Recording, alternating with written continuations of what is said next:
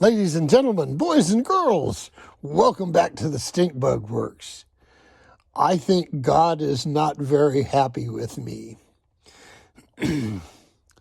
I drove all the way out to the pond and got my equipment out, and I got my radio out, and I turned it on, and it didn't turn on. I'm going, oh no, oh no. And then I tried to slide the battery door off. And suffice it to say, getting the battery door off was quite a challenge. And when I did, this puffed up thing popped out, and I have a dead cell in here. So all that, boys and girls, and I got a dead cell in my transmitter. And coming back, it was a traffic jam. Oh, I must not be living right. God's got this typewriter up there, and he's looking at me on a computer screen. And, he's got this little button over here that says Smite, and he's looking at me on the screen, and he's reaching over to hit that button. Oh, man, I'll tell you what. So I'll go back to work on this. I just thought I'd let you know why there's no boat running videos. I think I was having technical difficulties with my technical difficulties. So until next time, jet out. Good morning, boys and girls. It's still morning. And welcome back yet again to the southern wing of the Stink Bug Works. One of my viewers asked me about this canopy, the cowl, whatever you wish to refer to it as, how it fits. And the answer is about as expected. There's a lot of flop in it. And here's what I'm going to do to address it. It's going to take gentle application of heat and holding a bit of curve in it. But for example, you can see it's pretty flat across here, and the bow has a bit of curve. So my plan is to do this in several steps. And the first step will be to put some curve in the forward ends of this thing. And so what I'm going to do is I'm going to take some tape and stretch it across here and gently warm this area up. And as it gets soft and flexes, I'll pull the tape more and more and more to where I get a pretty decent curve on there. And, I could hold that curve in with just plenty of tape. So I could get that curve in there. And then establish a curve here and here, and taking carbon fiber tow, which is just a single strand of carbon fiber, but take carbon fiber tow and lay it in there when you have this curved more than is necessary to make it fit. So establish that curve, and the same thing, establish that curve, hold it with some tape. See, this side's a little easier to curve.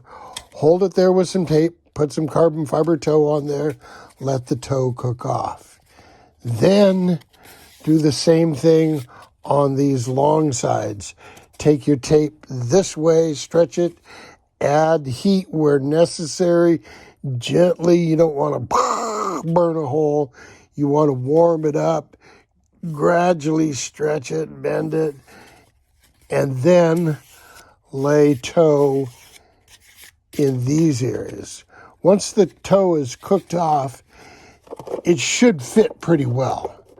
You can do a little sanding, a little touch-up, but the toe should get you into the area where this fits. I was going to go through that later on in the build when I got to that step, but that's the plan for getting the canopy to fit. If you're quick and dirty and want to be just quick and dirty, just tape the thing down and call it good. You know, it's good enough. Now, you see I've got the speed control here. Earlier I had it here. Earlier I had it here. So I can move the speed control. I have lots of options in this hall where I can put the speed control. I talked about a carbon fiber triangle here, and I'm thinking of the weight and complexity of doing that. And I have a much better idea. I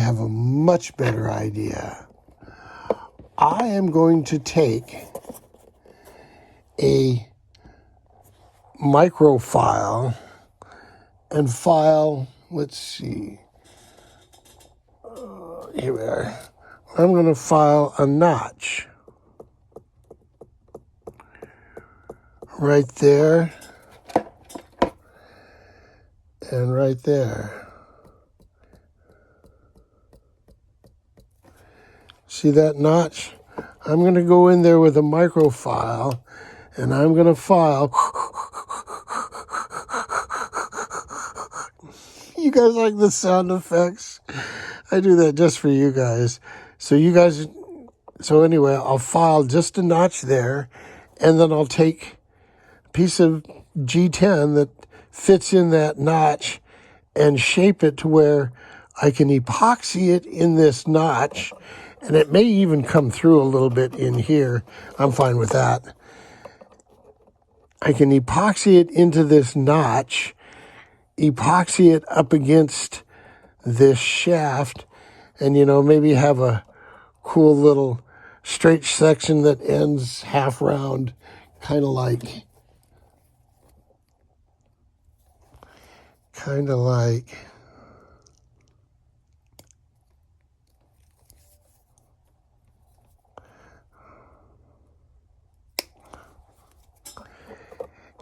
that. You follow what I'm saying? So it'd stick out of the transom a little bit, go into here, hold that up. Because this transom's plenty solid, that was the one thing I was talking about with that bit of fiberglass. You can see that if I put the transom solid on the bench, I can still flex the shaft a little bit, and you can see this whole area in here flexing. But if I anchor the end of that, it's not going anywhere regardless of this. And this is no longer an area, it's no longer supporting anything because all the work will be done by this guy right here. So that's my plan on that. Save weight and complexity.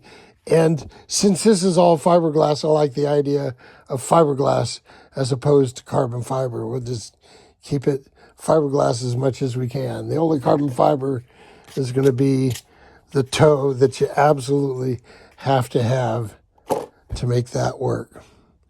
So there you go. More thinking. See, there's a lot of thinking that goes into these things. It's not like bolting a car together, not like bolting an airplane together. There's a lot of thought. Okay, boys and girls, until next time, jet out.